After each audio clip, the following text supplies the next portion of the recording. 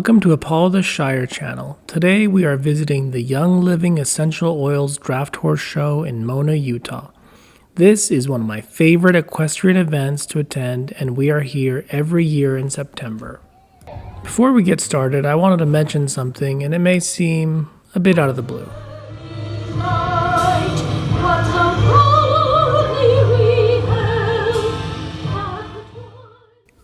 I've never considered myself much of a Western fan, or country music fan, or even attended many rodeos.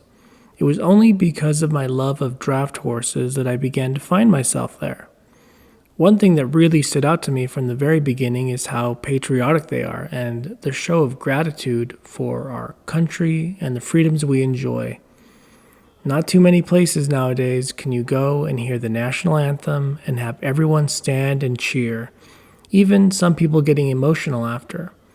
It's certainly one thing that I'm impressed by every time I go, and I have to tip my hat in respect for the people who have the maturity and respect for the places we call home and the blessings that we should all be grateful for. And it's one of the reasons I feel more and more at home at these events. We encourage you to go ahead and get comfortable, sit back and enjoy day number 3. Mona, Utah is about an hour and a half south of Salt Lake City, and is one of my favorite ways to bring in the fall season. The air always starts to feel a little crisp this time of year, and the changing leaves are just around the corner. There's so much to see and do, and the horses are incredible. This will be a 3-part episode. First part will be the draft horse show, which is what you will see now. 6 and 8 horse hitch with teams coming from all over North America. Then the next episode will be the barn tour, which is where these guys go after they're done in the arena, probably my favorite part of the whole event. And then the third episode will be the medieval times type jousting show that they put on here and is awesome and really fun, but the best part as always is the horses. Most of those are Percheron Frisian crosses. I love them and they're beautiful, so don't miss those episodes coming up.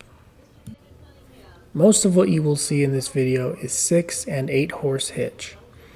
They also compete in 4 horse and 2 horse and single horse hitch. But I couldn't wait to get it to the stables and start interacting with the horses and owners, so I only recorded the 6 and the 8 horses, which is the most impressive and my favorite anyway.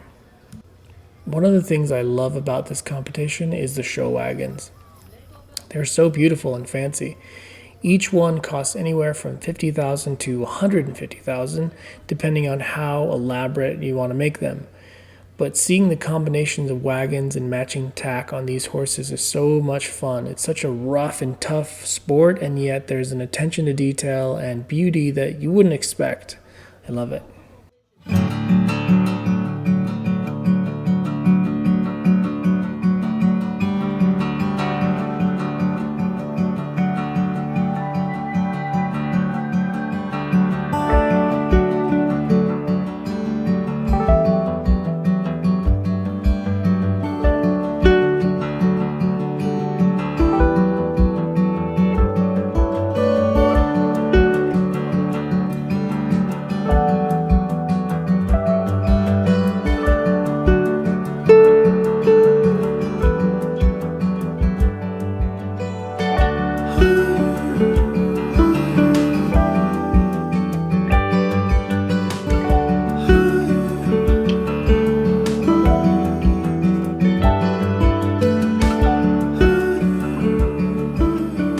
If you ask me, the Meadow Lake Belgians from Oregon are the classiest hitch setup of this entire 3-day event. We all know I'm biased and I love my Shires, but the colors of the wagon, the beautiful greens and antique ivory with hints of red that plays off the brown leather and rich warm bay color of the Belgians is just so pretty. I can't help but smile. It's really an artistic masterpiece. They're all impressive and pretty, but for me that one takes the cake. Especially with these 8-horse hitches, we'll break this down into 2 groups, and then we'll have all 9 and 10 for the final placing.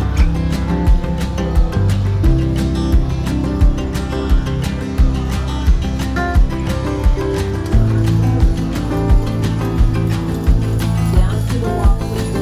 Down to the walk.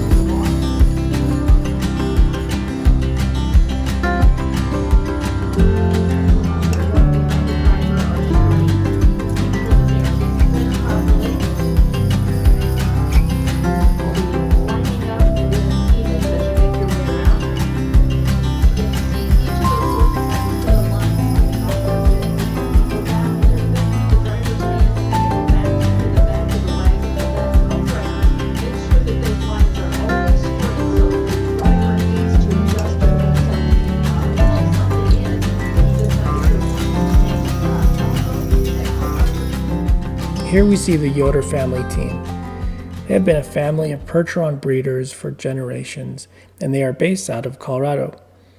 Before I purchased Apollo, and while I was still searching for the right horse for our family, I contacted the Yoder family because of a few horses they were selling, including a Shire named Cosmo. Cosmo sold before I could make a final decision, and the two Percherons, although beautiful specimens, didn't feel quite right. However, they were so polite and professional. I mostly interacted with one of the 12-year-old daughters, and I was so impressed with how well-spoken and mature she was. She knew and understood her horses. Also, all the videos that they were sending me were of her or her even younger sister either riding or driving. These huge horses were being ridden by these tiny little girls, and they were handling them like pros. They were really cool people. Not only do the teams have to move in sync and perform patterns in different gaits as directed by the judges, but with each class they also have to show that they can stand in place. Being patient and not moving is a very important part of any equestrian discipline, and probably in no other discipline is it more important than wagon teams. So it's crucial that they can show how well they can stand still, as well as back up, which is made even more challenging for the horses when they're all excited and charged from the energy of the crowd and the event.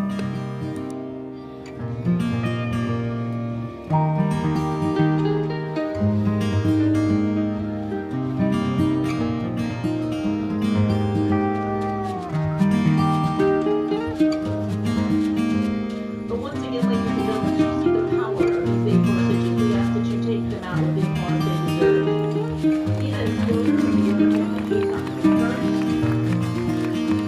Ricky hands out the lines for 4 and David Cunningham making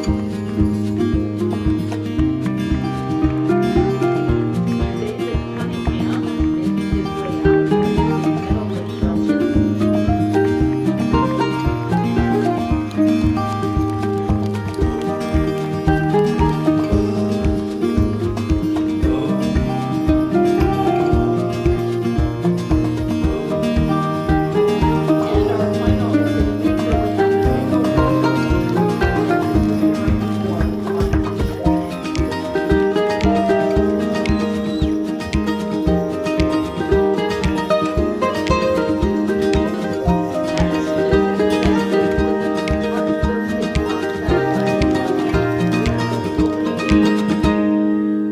This entire facility is so impressive.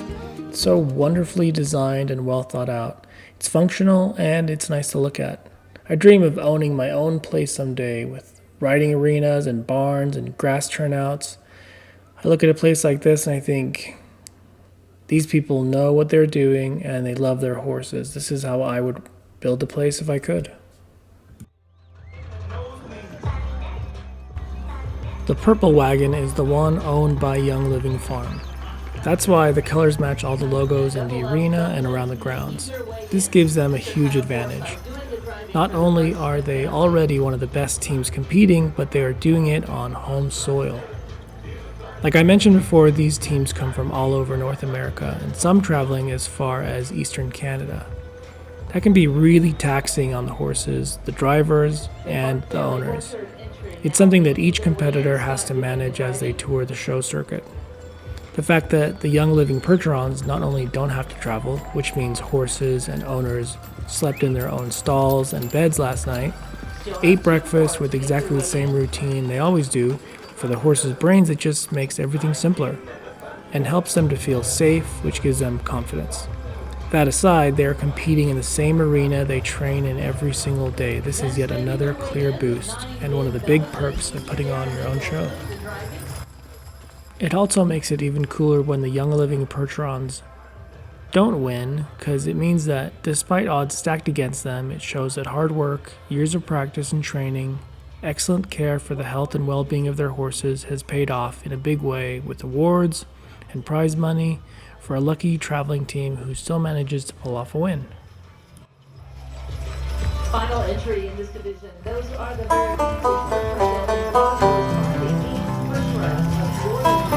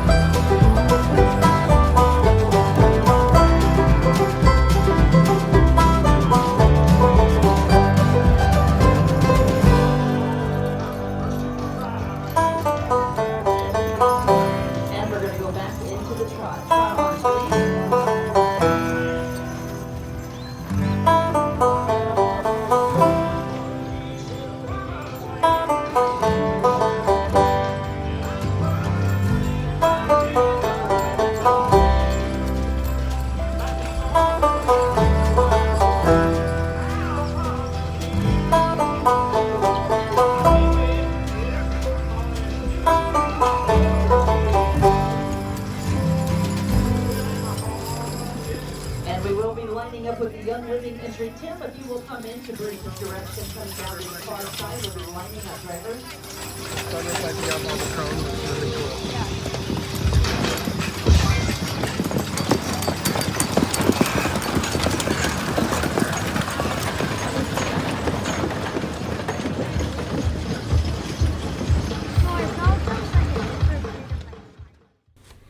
Because there are so many horses, they have to split the classes up into heats. The arena is huge, but when you have 8 giant horses per hitch, space starts to run out really quick no matter how big the arena is. One of the best parts is standing just outside the gate as the teams wait to come back into the arena. As they call all the classes back for the final judging, my daughter and I will stand right next to the gate and watch from as close as safety permits as each team of 8 powerhouses trots by. The earth literally shakes as the massive horses pound the ground only a few feet away. It's such an awesome sight. A great amount of time and effort started early this morning getting these horses ready to come into this class. If you figure 30 minutes of horse, 25 to 30 minutes of horse. We also take advantage of the opportunity to get a closer inspection of the horses as the teams wait to be called. My Shire Apollo is a big boy, but he is dwarfed by some of these ginormous, gentle beasts. I can't even imagine what it would be like to ride one of them. Farm. Our judge, Mr. Craig Range, making his decision in this class. And our final entry coming in, that is the 4A. Drivers, if you would go out to the right, we are going to be opening those north gates. In 9th place today, entry number 1980, that is the entry of 4A Belgians. Grady doing the driving, and I'm going to go on a bet and say this is probably one of the first or second times that these young gentlemen have hooked an 8-horse hitch in a competition. They did a great job, and we appreciate them being with us. Thank you very much to the 4A Belgians. 8th place, entry number 1639, that is the entry of the 9N Belgians. Mr. Darren Nagel on the lines. Congratulations.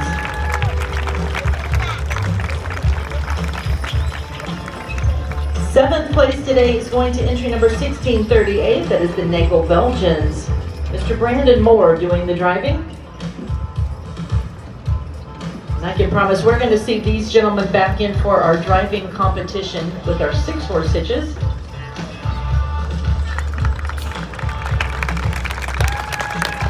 In 6th place, entry number 1871, the Clark Family Orchards entry.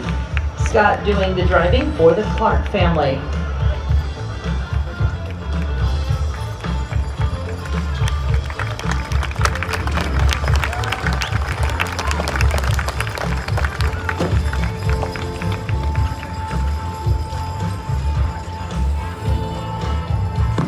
In fifth place today, entry number 1313, Meadow Lake Belgians with David Cunningham.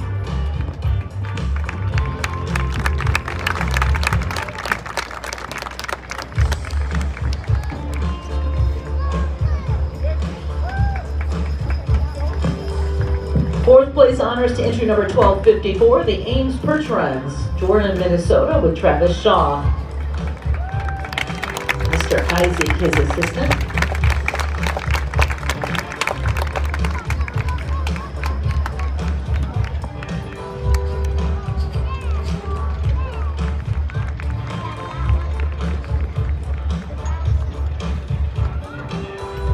In third place, the entry of Double S Belgians, Kyle Forsyth doing the driving for Mr. Bryce Smith and family.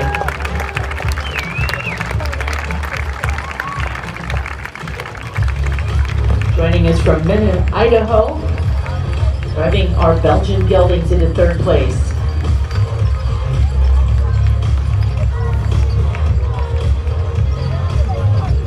Second place honors today going to entry number 1471. That is the entry of the Yoder family.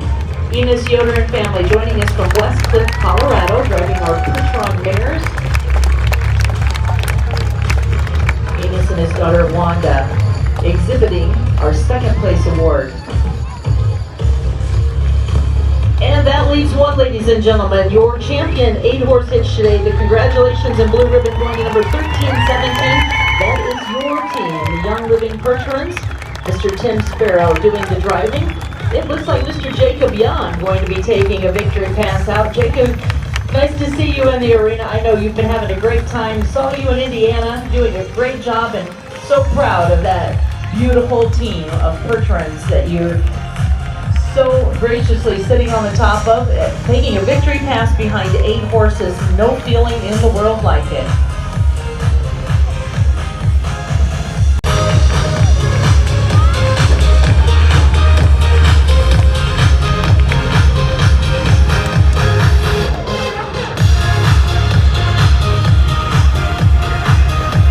All 8 horses working in step as they make their way down that side stretch. It looks like 4 horses because they are perfectly in step. What a beautiful view of our 8-horse hitch. Congratulations, decked out in the purple, the color of the beautiful Young Living Farms. Our congratulations to Young Living Percherons, ambassadors for the Young Living essential oils.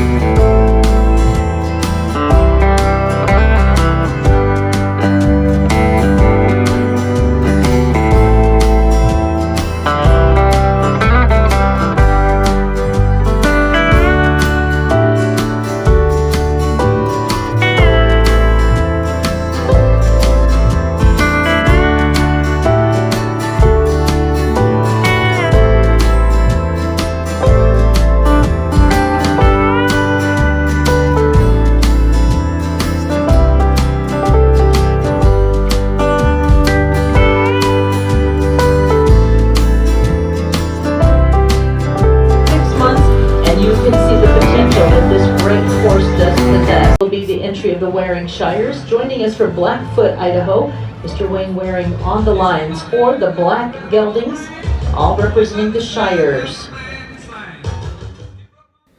Now here we have my favorite team, the Waring Shires. They are from Blackfoot, Idaho. They began importing Shires back in the late 50s. The patriarch of the family, Arlen Waring, fell in love with the horses and dedicated his life to propagating and saving the breed. He's one of the reasons that we get to enjoy these amazing horses today. If it wasn't for the dedication of people like him and his sons and his family, it's possible we wouldn't have any Shires left in this world.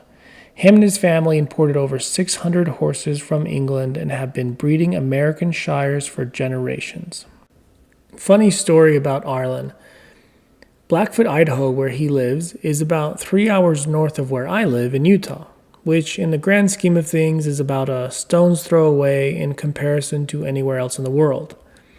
Now, last year I attended the National Shire Horse Show in England. It was incredible, and I posted many videos of that unforgettable experience on my channel, so be sure to check those out if you're interested. Anyways, so there I was, watching a riding class in the countryside of England, a million miles from home, and contemplating what a surreal experience this was for me, and how totally and completely foreign it felt as well. The crowds were getting big at the event, so it wasn't out of place to be shoulder to shoulder as we all watched in awe. Well, I'd been standing in the exact same spot for about 20 to 30 minutes, eyes glued to the attractions in front of me, when I happened to look to my side and see none other than Arlene Waring, standing right next to me. I had to do a double take. It was the most random, strangest thing to be someplace so foreign to me and see what would be considered my next-door neighbor rubbing shoulders just to my left. I was completely flabbergasted. It was so funny.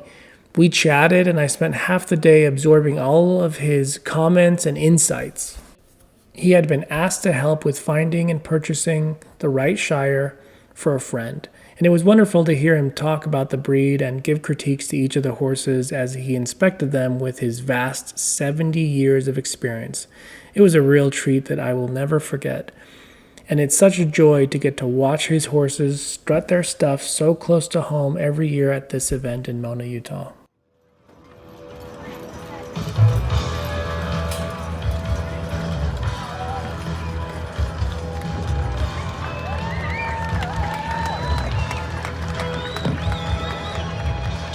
Seconds remaining. Turning our shires around in some tight turns and corners, the figure eights.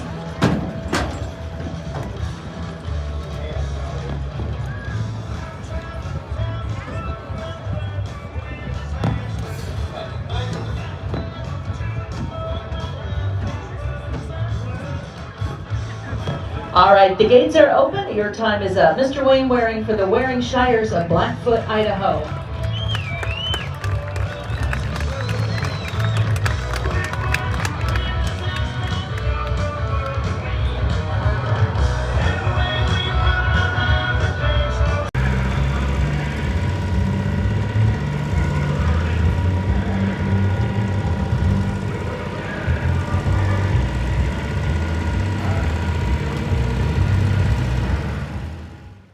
Each team can choose to participate in any event that they feel they can perform well in.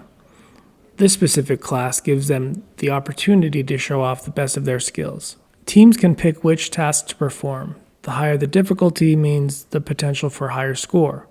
This maneuver is called the docking procedure and is one of the most challenging skills to execute correctly. It's designed to imitate days of old, when the necessity of driving a delivery wagon on a busy city street was the only means of getting goods from one place to another. The driver needs to back the wagon as close to an open gate as he or she can. Then once docked, they need to display the horse's ability to move out of the way. City life did not stop for wagons loading and unloading, which means the driver needs to move the horses as out of the way as possible, and he needs to do it both sides, as there are times when space is only available to one side or another.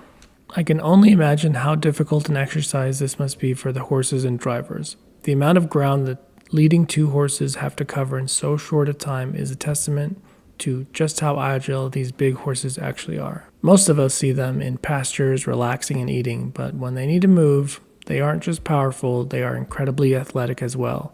It's one of the reasons I knew I could train with Apollo in dressage. Shires, Percherons, and Belgians are totally capable of competing and doing it well.